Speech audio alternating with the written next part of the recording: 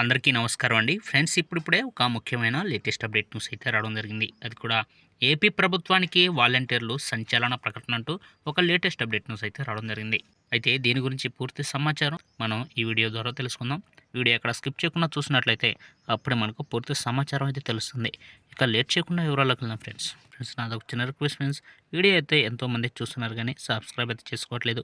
దయచేసి మన ఛానల్ అయితే సబ్స్క్రైబ్ అయితే చేసుకోండి. అలాగే బెల్ బటన్ కూడా ప్రెస్ చేసినట్లయితే నేను చేసే ప్రతి ఒక్క వీడియో మీకు ముందుగా నోటిఫికేషన్ రూపంలో రావడం జరుగుతుంది.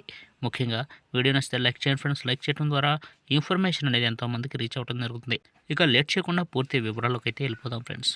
ఇక ఏపీలో గత వైసీపీ ప్రభుత్వం నియమించిన వాలంటీర్ల వ్యవస్థను కూటమి ప్రభుత్వం పూర్తిగా పక్కన పెట్టేసింది. కూటమి సర్కార్ అధికారంలోకి వస్తే వాలంటీర్లకు జీతాలు రెట్టింపు చేసి మరీ కొనసాగిస్తామని ఎన్నికల్లో హామీ ఇచ్చిన సంగతి తెలిసిందే. అయితే ప్రభుత్వం వచ్చాక మాత్రం వారిని వదిలేశాయి. దీంతో అప్పటి నుంచి నిరసనలు చేస్తున్న వాలంటీర్లు తాజాగా మరో వ్యూహం ఎంచుకున్నారు. దీనిపై నిన్న విజయవాడలో ప్రకటన కూడా చేశారు.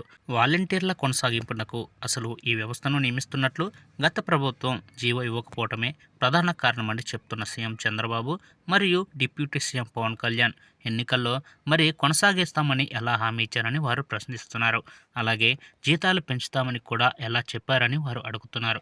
సంక్రాంతి సందర్భంగా అందరి బకాయిలు తీర్చేశామని చెప్పుకుంటున్న ప్రభుత్వం తమ జీతాల బకాయిలు ఎప్పుడు తీరుస్తుందని ప్రశ్నిస్తున్నారు. ఇక ఇవే అంశాలతో ఓ వినతిపత్రం కూడా తీసుకుని రేపు అమరావతిలో జరిగే కేబినెట్ మీటింగ్కి వెళ్తామని, అక్కడ సీఎం చంద్రబాబుకు ఎన్నికల్లో ఇచ్చిన హామీని నిలబెట్టుకోవాలంటూ ఓ వినతిపత్రం కూడా సమర్పిస్తామని వాలంటీర్లు వెల్లడించారు. రాష్ట్ర వ్యాప్తంగా ఉన్న వాలంటీర్లు అంతా కూడా సీఎంను కలిసేందుకు ఈ నెల 17న అమరావతి వస్తున్నారని వారు తెలిపారు.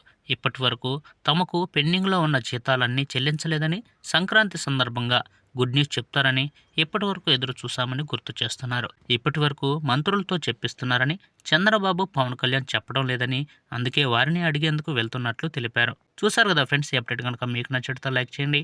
మరెన్నో లేటెస్ట్ అప్డేట్ న్యూస్ కోసం మన ఛానల్ అయితే సబ్స్క్రైబ్ అయితే చేసి ఫాలో అవ్వండి friends. Thank you for watching friends.